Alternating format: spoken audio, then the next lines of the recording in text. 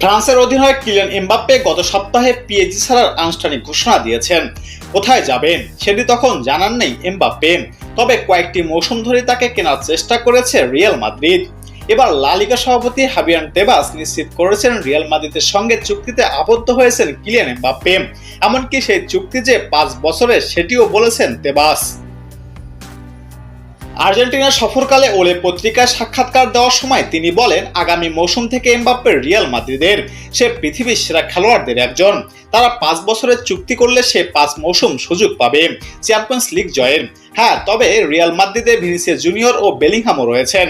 Madrid দারুণ একটা দল হতে যাচ্ছে, তবে সেটা শিরোপা জেতার কোনো নিশ্চয়তা দেয় না।